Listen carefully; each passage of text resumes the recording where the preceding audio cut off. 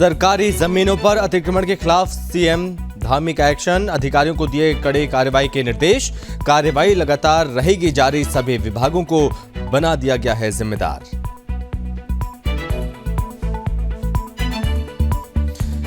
मसूरी में जिला प्रशासन व वन विभाग अलर्ट। वन विभाग ने अवैध मजार को किया ध्वस्त। पुराने समय से बनी थी मजार, मौके पर भारी पुलिस बल तैनात।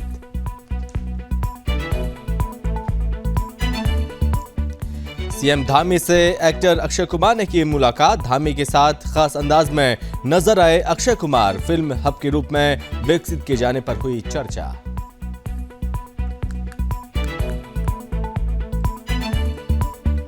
पर्यटन के क्षेत्र में गोवा और उत्तराखंड बनेंगे सहयोगी। आपसी सहयोग के लिए हुआ एमओयू साइन। गोवा सरकार टेक्नोलॉजी और टूरिज्म के विजन पर कर रही है कार्य।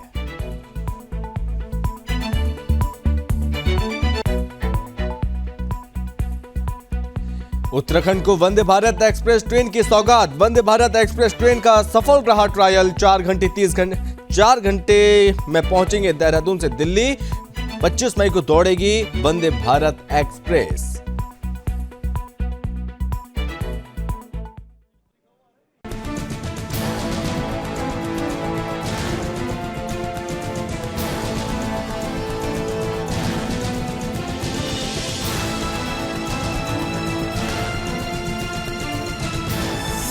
आप देख रहे हैं सुदर्शन न्यूज। नमस्कार, बहुत स्वागत है आप सभी का अपना उत्तराखंड में। मैं हूं आपके साथ संभव गुप्ता और बात करेंगे सबसे पहले उत्तराखंड में सरकारी जमीनों पर अतिक्रमण के खिलाफ मुख्यमंत्री पुष्कर सिंह धामी लगातार गंभीर नजर आ रहे हैं। मुख्यमंत्री पुष्कर सिंह धामी का कहना है कि राज्य में अतिक्रमण के खिलाफ जो भी कार्रवाई की जा रही है वो लगातार जारी रहेगी। जिन लोगों ने स्वयं ही अतिक्रमण हटा लिया उनका वो धन्यवाद भी व्यक्त करते हैं। मुख्यमंत्री धामी का कहना है कि सभी विभागों को जिम्मेदार बना दिया गया है और अब कोई भी विभाग सिर्फ जिला प्रशासन के भरोसे नहीं रहेगा और साथ ही अतिक्रमण हटाने के लिए राज्य सरकार पूरी तरह प्रतिबद्ध है। उत्तराखंड में सभी अवैध निर्माण हटाए जाने के निर्देश देते हुए मुख्यमंत्री पुष्कर सिंह धामी ने अधिकारियों से यह डाटा भी प्रस्तुत करने को कहा कि सरकारी भूमि पर राज्य के बाहर के कितने लोगों ने अतिक्रमण किया है और राज्य के कितने लोग इस पर काबिज हैं। उत्तराखंड में सरकारी भूमि से अतिक्रमण हटाने के संबंध में यहां आयोजित एक बैठक में मुख्यमंत्री ने कहा कि सरकारी जमीन से अतिक्रमण हटाने का शासनादेश जारी किया जाए और सीएम धामी ने इस संबंध में सख्त रुख अपनाते हुए कहा कि सरकारी भूमि पर अतिक्रमण न रोकने वाले अधिकारियों की जिम्मेदारी तय की जाएगी और उनके खिलाफ कड़ी कार्रवाई होगी। उन्होंने ये भी कहा कि सरकारी भूमि से अतिक्रमण हटना है और इसके लिए शासन से जो आदेश जारी होंगे उस पर सभी जनपदों को तेजी से कार्य करना है। उन्होंने इस सिलसिले में सभी विभागों से समन्वय से कार्य करने को कहा।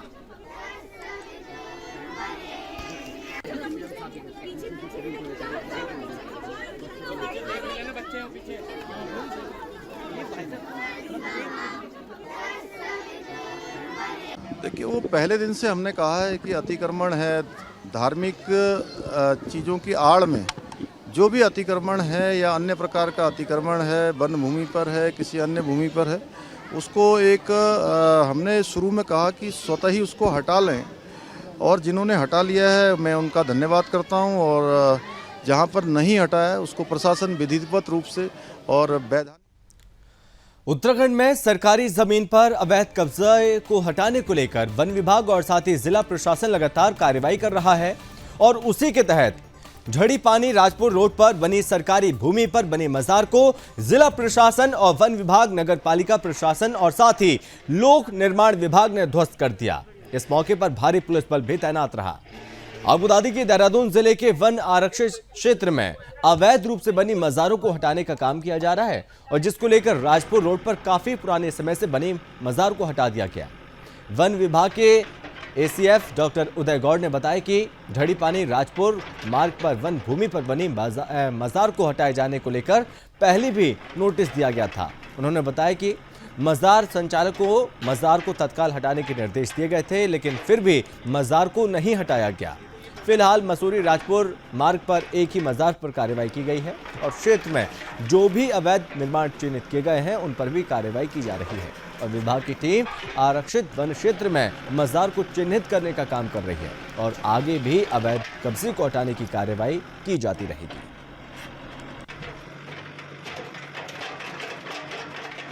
डीम्ड फॉरेस्ट है और नोटिफाइड फॉरेस्ट है और इसमें जो है एक अवैध मजार बनी थी तो जिसकी शिकायत भी मिली थी और ये चिन्हित भी की गई थी।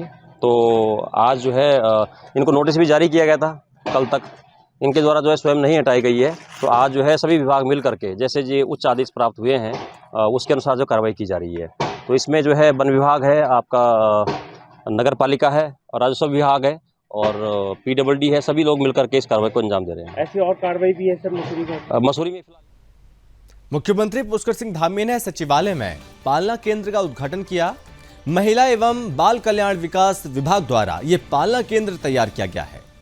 मुख्यमंत्री पुष्कर सिंह धामी ने के साथ ही यहां पर उद्घाटन के इस मौके पर अपर मुख्य सचिव राधा रतोड़ी भी मौजूद रहे।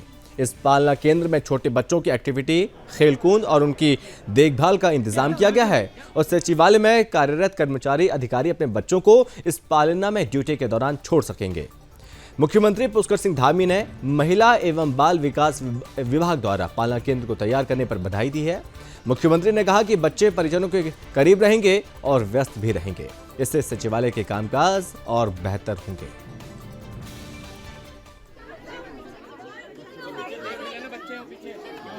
ये हमारे सचिवालय में काम करने वाली जो कार्मिक हैं, चूँकि पहले से यहाँ पर ये पालना इस प्रकार का चल रहा था, उसको थोड़ा नए रूप में सुसज्जित तरीके से किया गया है और बच्चों के खेलने के लिए, पढ़ने के लिए, उनके विश्राम के लिए सभी व्यवस्थाएं यहाँ पर हुई हैं।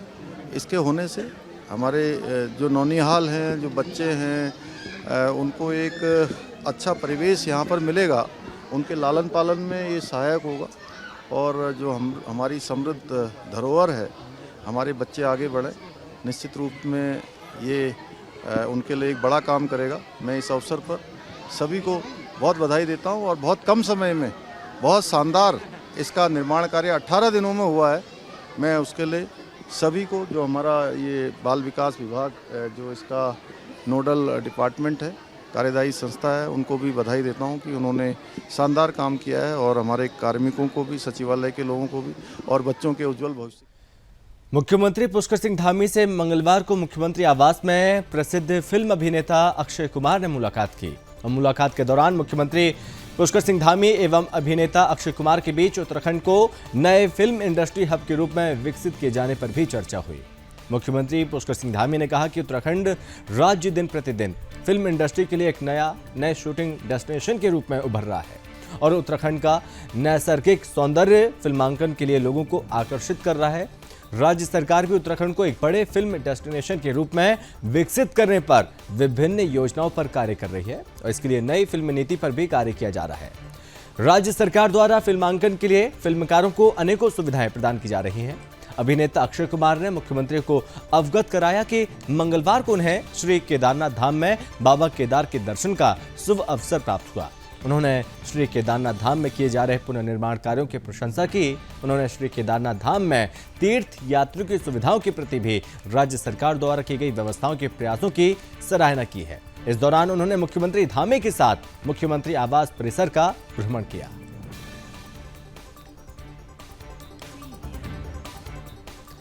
पर्यटन के विभिन्न आयामों में आपसी सहयोग को बढ़ावा देने के लिए उत्तराखंड और गोवा राज्य मिलकर काम करेंगे। दोनों राज्य पर्यटन के क्षेत्र में द्विपक्षीय सहयोग के माध्यम से संयुक्त कार्य योजना के आधार पर पर्यटकों की संख्या बढ़ाने और पर्यटन सुविधाओं के विकास में दोनों राज्यों के मध्य यात्रा सुविधाओं को बेहतर बनाने के भी प्रयास किए जाएंगे।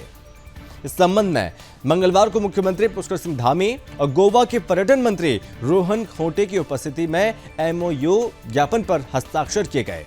वहीं आपको बता दें कि मुख्यमंत्री पुष्कर सिंह धामी ने इस मौके पर ऐतिहासिक बताते हुए कहा कि ये पहल अन्य राज्यों को भी प्रेरित करेगी और आज गोवा से देहरादून की पहली डायरेक्ट उड़ान को इतिहास के पन्नों में दर्ज करा दिया जाएगा। इस सीधी उड़ान सेवा का लाभ दोनों राज्यों के नागरिक भी उठा सकेंगे और जिससे दोनों राज्यों में पर्यटन को बढ़ावा मिलेगा। उन्होंने कहा कि प्रधानमंत्री नरेंद्र मोदी ने developing tourism in mission mode की बात कही थी। आज का ये एमओयू दोनों राज्यों के लिए इस दिशा में एक और कदम होगा। उन्होंने विश्वास व्यक्त किया कि इस एमओयू के पश्चात दोनों राज्यों को पर्यटन को बढ़ावा मिलने के साथ एक दूसरे राज्यों की समृद्ध सांस्कृतिक विरासत से परिचित होने में मदद मिलेगी। उन्होंने ये भी कहा कि उत्तराखंड और गोवा दोनों ही पर्यटन प्रधान छोटे राज्य हैं। दोनों राज्य आपसी समन्वय से इन अवसरों का लाभ उठा सकते हैं। मुख्यमंत्री ने कहा कि केंद्र सरकार के सहयोग से प्रदेश में एयर कनेक्टिविटी को मजबूत किया जा रहा है, दूरस्थ क्षेत्रों को हेली सेवा से जोड़ने की दिशा में प्रयास किया जा रहा है और जॉलीग्रांट एयरपोर्ट के साथ पंतनगर एयरपोर्ट को अंतर्राष्ट्रीय स्तर का बनाने के प्रयास लगातार हो रहे हैं। वहीं गोवा के पर्यटन मंत्री रोहन खौटे ने भी गोवा एवं उत्तराखंड बीच हुए एमओयू को ऐतिहासिक बताया और कहा कि इससे दोनों राज्यों के पर्यटन क्षेत्र में अभूतपूर्व वृद्धि होगी। उन्होंने कहा कि गोवा में विभिन्न तरह के पर्यटन स्थलों को लगातार बढ़ावा मिल रहा है और गोवा की जीडीपी का एक बड़ा हिस्सा पर्यटन है। गोवा में 35% से ज्यादा रोजगार पर्यटन से पैदा होते हैं। उन्होंने कहा कि गोवा सरकार ट्रेड, टेक्नोलॉजी और टूरिज्म के विजन पर कार्य कर रही है।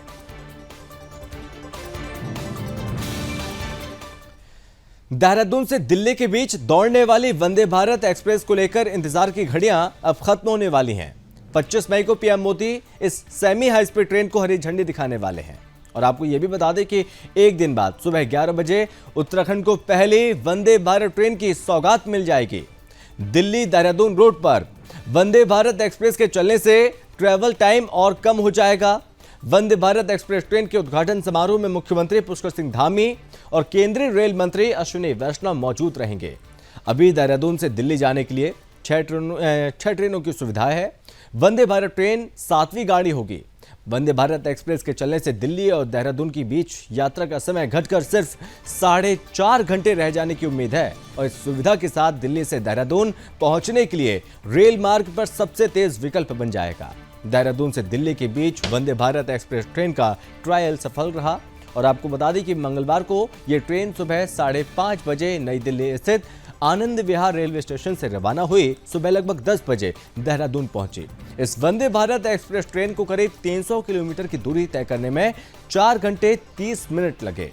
वंदे भारत देहरादून से दिल्ली जाने के लिए ये 7वीं ट्रेन होगी। 25 मई को सुबह 11 बजे इस ट्रेन को देहरादून से हरी झंडी दिखाकर रवाना किया जाएगा। इसके बाद 29 मई से हर रोज देहरादून से दिल्ली और दिल्ली से देहरादून के बीच ये ट्रेन चलेगी। वंदे भारत एक्सप्रेस ट्रेन के देहरादून से दिल्ली के बीच 5 स्टॉपेज रखे गए हैं, जिनमें हरिद्वार, रुड़की और सहारनपुर, मुजफ्फरनगर और मेरठ सिटी रुकने के बाद आनंद विहार रेलवे स्टेशन दिल्ली पहुंचेगी।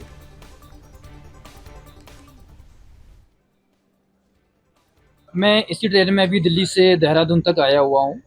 तो इसमें हम लोग अभी E1 में है, E1 कोच पे है। तो इसमें जो हम फैसिलिटीज़ देख रहे हैं अभी, जैसे कि हम लोग सीट की फैसिलिटीज़ देख रहे हैं, वो बहुत ही बढ़िया है और पूरी फुल्ली एसी है ये, है ना। और इसमें अगर हम सीट की बात करें तो ये सीट आपस में रोटेट भी होती है, जैसे कि हम अभी करके दिखाएंगे आपको। और फिर उसके बाद में देखते हैं तो उसका ट्रे भी उसी में है और उसके बाद में देखते तो नीचे एक जो पावर हमारा सॉकेट लगा हुआ है चार्जिंग या लैपटॉप के लिए, वो भी बहुत ही बढ़िया जगह में दिया हुआ है। और उसके बाद में इसकी डोर्स की बात करें तो ये भी सेंसर डोर्स है, जैसे हम उसके पास में जाते हैं ये ऑटोमेटिक ऑन एंड क्लोज होता है। और उसके बाद में जब हम टॉयलेट सिस्टम में जाते हैं तो वहाँ पर BBHT सिस्टम लगे हुए हैं, जो कि बहुत ही अच्छी तरीके पूरी सारी ट्रेनों में, उसमें जितनी भी कोचेस है सभी कोचेस में BBHT सिस्टम लगे हुए हैं मैक ओएसिस के, जो बहुत ही अच्छे हैं। और एक बार जाके हम ओनली सेंसर टच करते हैं तो फ्लशिंग शुरू हो जाती है और फ्लशिंग होने में ऊपर कोई भी गंदगी नहीं होती है और प्रॉपर्ली फ्लशिंग होके और वहाँ सारा क्लीन होता है। चलिए बढ़ते आगे, जहाँ पर अध्यक्ष रितु खंडूरी ने बताया कि जल्द ही पौड़ी जिले में बनाए गए स्थायी अवैध अतिक्रमण पर भी कार्रवाई की जाएगी। छोटा अतिक्रमण हो या फिर बड़ा, किसी को भी बख्शा नहीं जाएगा। दरअसल श्रीनगर पहुंची विधानसभा अध्यक्ष रितु खंडूरी ने पत्रकारों से बातचीत की और बताया कि आने वाली 6 जून को गैरसैंण में युवा संसद का आयोजन किया जाएगा और जिसमें छात्रों को ये जानने समझने का मौका मिलेगा कि सदन किस तरह से कार्य करता है, कैसे योजनाएं यहाँ पर बनाई जाती हैं।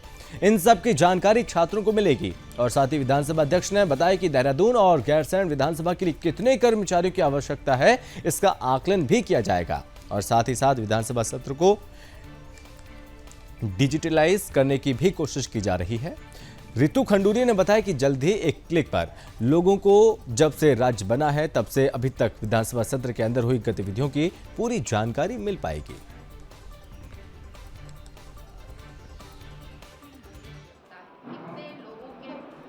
हम लोग दो चार चीज़ें नई करने जा रहे हैं। एक तो हम रूल्स और रेगुलेशंस हमने बनाए हैं विधानसभा के लिए, वो कैबिनेट के अप्रूवल के लिए गए हैं और मुझे पूर्ण विश्वास है कि बहुत जल्द उसका अप्रूवल हमें मिलेगा। उसके बाद हम राइट साइजिंग पे आएंगे, जिसका मतलब ये है कि विधानसभा देहरादून और विधानसभा गैरीसैंण में हमें कितने कर्मचारियों की आवश्यकता है, तो वो राइट साइजिंग हम करेंगे।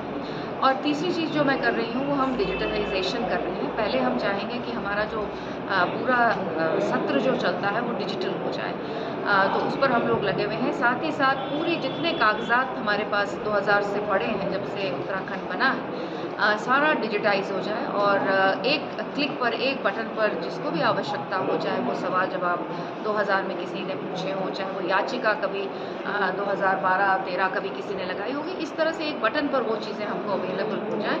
तो ये कुछ दो चार चीज़ें हम नई करने जा रहे हैं। बाल संसद को लेकर जी, बाल संसद होने जा रही है, मॉक पार्लियामेंट जिसे हम कहते हैं, इस बार गैरीसैंण में 5 और 6 को, और 6 को हम लोग सब पहुँचेंगे। बच्चों के बीच में एक अवेयरनेस हम करना चाहते हैं कि डेमोक्रेसीज कैसे। हल्द्वानी में निगम प्रशासन ने एक बार फिर अतिक्रमण अभियान चलाया है। इस दौरान नगर आयुक्त पंकज उपाध्याय ने दुकानों के सामने सड़क पर मेज रखकर सजाई गई दुकानों का सामान है वो जब्त किया है और साथ ही कड़ी चेतावनी भी कि दोबारा दुकानें ना लगाने की बात कही। वहीं अवैध तरीके से बनाई गई एक दुकान को ध्वस्त भी कराया।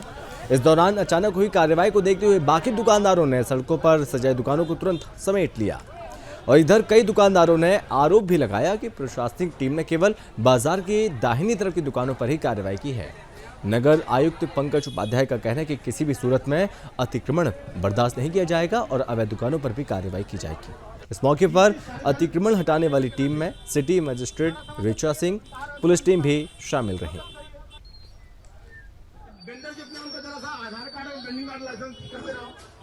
ये अवैध अतिक्रमण जो शहर के अंदर है, इसको हटाने के लिए जिला पुलिस, जिला प्रशासन और नगर निगम की टीम का संयुक्त अभियान चल रहा है। इसमें जिनका भी अवैध अतिक्रमण है उसको हटाया जा रहा है और मैं सभी व्यापारी भाइयों से अनुरोध करता हूँ जिसका भी अवैध अतिक्रमण जिन्होंने भी कर रखा है उसको स्वयं हटा ले, नहीं तो हमारे नगर निगम पुलिस प्रशासन की टीम के द्वारा जो हमारी बाजार है, जहाँ पे हमने ये बाजार क्षेत्र में जो भी नालियों पे अतिक्रमण कर रखा है, फड़ ठेले खोखे वालों ने, उस पर कार्रवाई हो रही है। और इसका उद्देश्य एक ही है कि ये जो रोड है, इसे बिल्कुल भी चलने के लिए जगह नहीं बची है, इसीलिए पूरे शहर में अभियान चलाया जा रहा है और जगह जगह जिन लोगों ने रोडों पर कब्जा किसी भी तरीके का कर रखा है उसे खाली कराया जाएगा। वही कुछ लोगों का आरोप भी है कि नगर निगम की जो यहाँ जो दुकानें बनी, अवैध दुकानें बनाई गई है, लेकिन नगर निगम उस पर कार्रवाई, क्योंकि नगर निगम ने उसमें पैसे ले लिए। देखिए, कहीं भी अगर मैं भी अभी मौके पर हूँ, अभी तक किसी ने ऐसी कोई शिकायत नहीं करी है। मसूरी मॉल रोड के सौंदर्यीकरण और पुनर्निर्माण का काम यहाँ पर देरी होने के कारण स्थानीय लोगों को भारी परेशानियों का सामना करना पड़ रहा है। वहीं आपको बता दें कि उनके व्यापार भी बुरी तरह से प्रभावित हो रहे हैं, जिसको लेकर एसडीएम नंदन कुमार ने लोक निर्माण विभाग, ठेकेदार, विद्युत विभाग और विकास प्राधिकरण के अधिकारियों के साथ बैठक की। एसडीएम नंदन कुमार ने कहा कि मसूरी का सीजन शुरू होने वाला है और ऐसे में अभी भी कई जगहों पर मलबे का ढेर लगा हुआ है। कई जगह सड़कें खोदी जा रही हैं, कोबल स्टोन लगाने का काम भी बहुत ही धीमी गति से किया जा रहा है। उन्होंने लोक निर्माण विभाग के अधिकारियों को सख्त निर्देश दिए कि काम की गति को बढ़ाया जाए। उन्होंने नायब तहसीलदार विनोद तिवारी को निर्देश दिए कि मॉल रोड की मॉनिटरिंग करके की जाएगी और हर चौक चौराहे पर हो रहे काम की रिपोर्ट रोज उनको दी जाए। उन्होंने कहा कि ठेकेदार की लापरवाही को लेकर एफआईआर दर्ज कर दी गई है। वहीं संबंधित अधिकारियों को भी आखिरी चेतावनी दी गई है कि अगर मॉल रोड के सौंदर्यीकरण और पुनर्निर्माण के काम में किसी प्रकार की भी ढिलाई बरती गई तो उनके खिलाफ विभागीय कार्रवाई की जाएगी।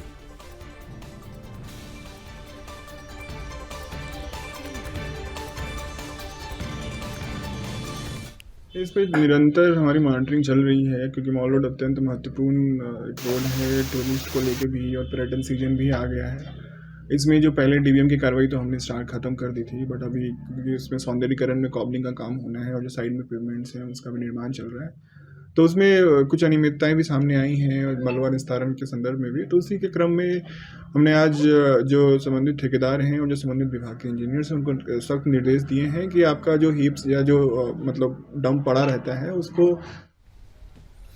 देहरादून में ओडिशा के राज परिवार का हाई प्रोफाइल मामला लगातार सुर्खियों में बना हुआ है। पूर्व प्रधानमंत्री वीपी सिंह की पोती अंद्रिजा मंजरी सिंह ने अपने ससुराल वालों पर घरेलू हिंसा का आरोप लगाया था और उत्तराखंड के डीजीपी अशोक कुमार से शिकायत भी की थी। अंद्रिजा की शादी ओडिशा के पूर्व सीएम आरएन सिंह के पोते अर्केश नारायण सिंह से 2017 में हुई थी। अर्केश के पिता अनंगदेव सिंह ओडिशा के बालाकोट से सांसद रहे हैं। अर्केश और अंद्रिजा पिछले कुछ समय से देहरादून में स्थित अपने एक मकान में रह रहे हैं। वहीं पोती ने उत्तराखंड पुलिस पर कई गंभीर आरोप लगाए। अपने पति और ससुराल पक्ष के कई लोगों के खिलाफ मुकदमा दर्ज कराने के बावजूद उन पर कोई कार्रवाई न होने से पूर्व पीएम की पोती अंद्रिजा मंजरी काफी दुखी हैं और उन्होंने कहा कि उत्तराखंड पुलिस दबाव में काम कर रही है। उन्होंने ये भी कहा कि उत्तराखंड के वरिष्ठ आईपीएस अधिकारी अभिनव कुमार उनके ससुराल पक्ष को सहयोग कर रहे हैं। उन्होंने कहा कि उनके परिवार के साथ अभिनव कुमार का नजदीकी संबंध है और ऐसे में पुलिस की कार्रवाई पर भी उन्होंने सवाल उठाए।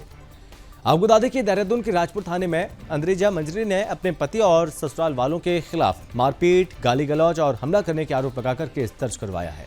उन्होंने अपने पति और ससुराल वालों पर दहेज मांगने का भी आरोप लगाया, जिसकी पुलिस जांच कर रही है। पिछले दिनों अंद्रिजा मंजरी ने एसएसपी दलीप सिंह कुंवर से भी मुलाकात की थी और इस दौरान एसएसपी ने निष्पक्ष जांच का भरोसा दिया है।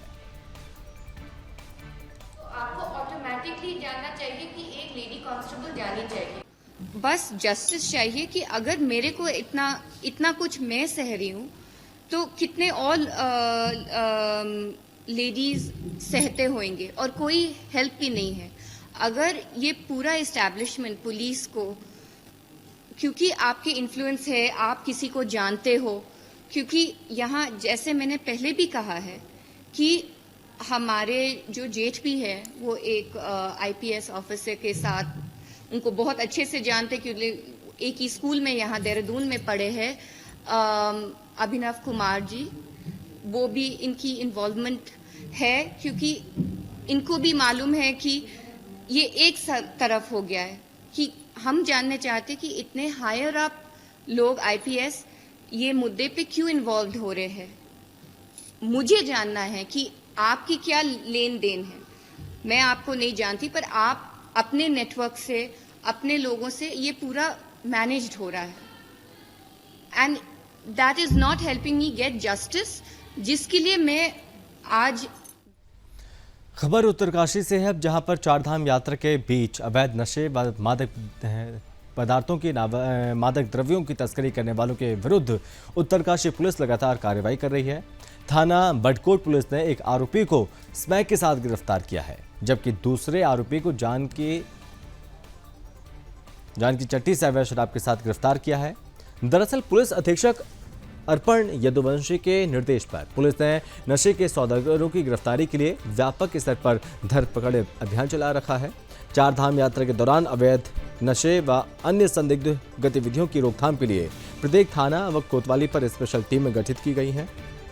वहीं थाना बडकोट के निरीक्षक गजेंद्र बहुगुड़ा के नेतृत्व में बडकोट पुलिस व एसओजी टीम ने सरुखेत के पास गणेश नोटियाल निवासी ग्राम कुथनौर को 6 ग्राम स्मैक के साथ गिरफ्तार किया है और पूछताछ में ये बैंक द्वारा बताया गया कि वो देहरादून के एक मुख्य सप्लायर से स्मैक खरीद कर लाया था, जबकि यमुनोत्री धाम के मुख्य पड़ाव जानकी चट्टी में पुलिस की स्पेशल टीम ने नेपाल मूल के एक व्यक्ति रमेश बहादुर को 48 ग्राम अवैध अंग्रेजी शराब के साथ गिरफ्तार भी किया था। आरोपित के विरुद्ध आबकारी अधिनियम के तहत मुकदमा दर्ज किया गया है। पर्यटन के विभिन्न आयामों में आपसी सहयोग को बढ़ावा देने के लिए उत्तराखंड और गोवा राज्य मिलकर काम करेंगे। दोनों राज्य पर्यटन के क्षेत्र में द्विपक्षीय सहयोग के माध्यम से संयुक्त कार्य योजना के आधार पर पर्यटकों की संख्या बढ़ाने और पर्यटन सुविधाओं के विकास में दोनों राज्यों के मध्य यात्रा सुविधाओं को बेहतर बनाने के भी प्रयास किए जाएंगे। इस संबंध में मंगलवार को मुख्यमंत्री पुष्कर सिंह धामी और गोवा के पर्यटन मंत्री रोहन खोटे की उपस्थिति में MOU ज्ञापन पर हस्ताक्षर किए गए। वहीं आपको बता दें कि मुख्यमंत्री पुष्कर सिंह धामी ने इस मौके पर ऐतिहासिक बताते हुए कहा कि ये पहल अन्य राज्यों को भी प्रेरित करेगी और आज गोवा से देहरादून की पहली डायरेक्ट उड़ान को इतिहास के पन्नों में दर्ज करा दिया जाएगा। इस सीधी उड़ान सेवा का लाभ दोनों राज्यों के नागरिक भी उठा सकेंगे और जिससे दोनों राज्यों में पर्यटन को बढ़ावा मिलेगा। उन्होंने कहा कि प्रधानमंत्री नरेंद्र मोदी ने developing tourism in mission mode की बात कही थी। आज का ये MOU दोनों राज्यों के लिए इस दिशा में एक और कदम होगा। उन्होंने विश्वास व्यक्त किया कि इस MOU के पश्चात दोनों राज्यों को पर्यटन को बढ़ावा मिलने के साथ एक दूसरे राज्यों की समृद्ध सांस्कृतिक विरासत से परिचित होने में मदद मिलेगी। उन्होंने ये भी कहा कि उत्तराखंड और गोवा दोनों ही पर्यटन प्रधान छोटे राज्य हैं। दोनों राज्य आपसी समन्वय से इन अवसरों का लाभ उठा सकते हैं। मुख्यमंत्री ने कहा कि केंद्र सरकार के सहयोग से प्रदेश में एयर कनेक्टिविटी को मजबूत किया जा रहा है। दूरस्थ क्षेत्रों को हेली सेवा से जोड़ने की दिशा में प्रयास किया जा रहा है और जॉलीग्रांट एयरपोर्ट के साथ पंतनगर एयरपोर्ट को अंतर्राष्ट्रीय स्तर का बनाने के प्रयास लगातार हो रहे हैं। वहीं गोवा के पर्यटन मंत्री रोहन खोटे ने भी गोवा एवं उत्तराखंड बीच हुए MOU को ऐतिहासिक बताया और कहा कि इससे दोनों राज्यों के पर्यटन क्षेत्र में अभूतपूर्व वृद्धि होगी। उन्होंने कहा कि गोवा में विभिन्न तरह के पर्यटन स्थलों को लगातार बढ़ावा मिल रहा है और गोवा की GDP का एक बड़ा हिस्सा पर्यटन है। गोवा में 35% से ज्यादा रोजगार पर्यटन से पैदा होते हैं। उन्होंने कहा कि गोवा सरकार ट्रेड, टेक्नोलॉजी और टूरिज्म के विजन पर कार्य कर रही है।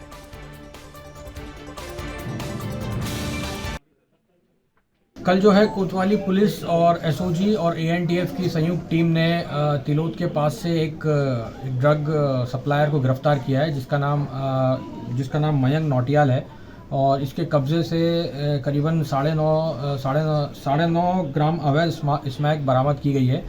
काफ़ी पुलिस को पिछले कई दिनों से ऐसी सूचना मिल रही थी कि तिलोद के पास ये स्मैक का जो व्यापारी है काफ़ी घूम रहा है और काफ़ी लोगों को ये बेच रहा है।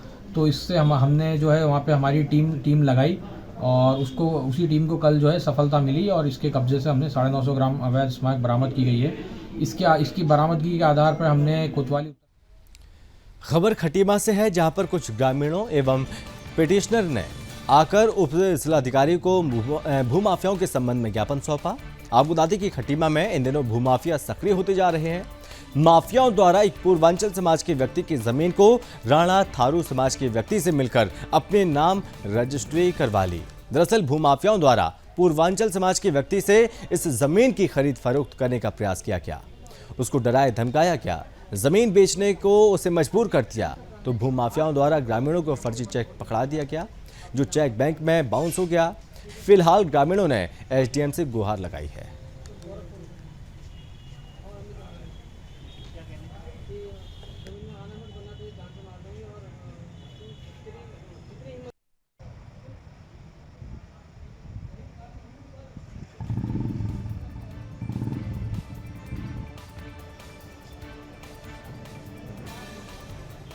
मंगल कुमार का भी व्यक्ति मेरे पास आया था और साथ में उनके साथ जितने भी हमारे पिटिशन राइटर्स हैं वो भी मेरे पास आए थे। उनका कहना है कि एक थारू लैंड थी जिसको मंगल कुमार ने सन 1977 में स्टाम्प अपने पास खरीद लिया था, लेकिन उसकी हाल में रामनगर के ग्राम ढिकुली क्षेत्र में प्रशासन और पुलिस के साथ ही सिंचाई विभाग की संयुक्त टीम ने नहरों पर अवैध अतिक्रमण हटाने को लेकर दूसरे दिन भी अपनी कार्रवाई जारी रखी और दूसरे दिन टीम इस क्षेत्र में एक रिजॉर्ट पर कार्रवाई करने पहुंची थी।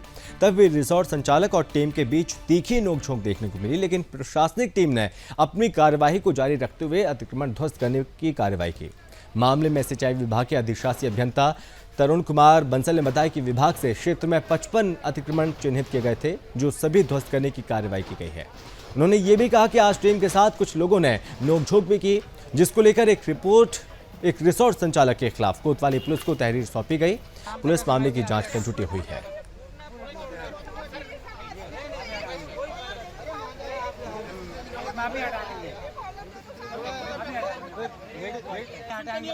इसमें ऐसा है कि हम लगभग 1 साल से भी ज़्यादा नोटिस देते थक गए थे और अभी हमारी राज्य सरकार से आदेश मिले हैं कि जो भी अतिक्रमण सरकारी भूमि पर है उसे अतिक्रमण मुक्त कराया जाए। उसी के परिप्रेक्ष्य में हमने कल भी अतिक्रमण 28 स्थानों पर अतिक्रमण तोड़े थे और जनता के द्वारा काफ़ी विरोध भी किया जा रहा है, लेकिन हमारे साथ पुलिस और प्रशासन काफ़ी मुस्तैदी से अपना काम कर रहे हैं, जिस वजह से हमें ज़्यादा दिक्कत नहीं आ रही है इस सबको हटाने में।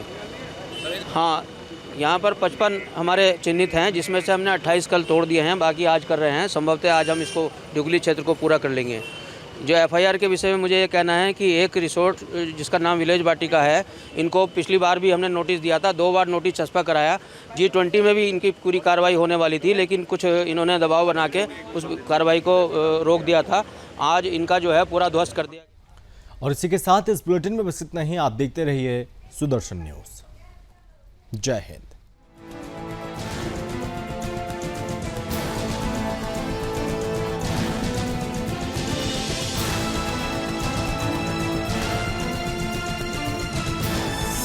आप देख रहे हैं सुदर्शन न्यूज।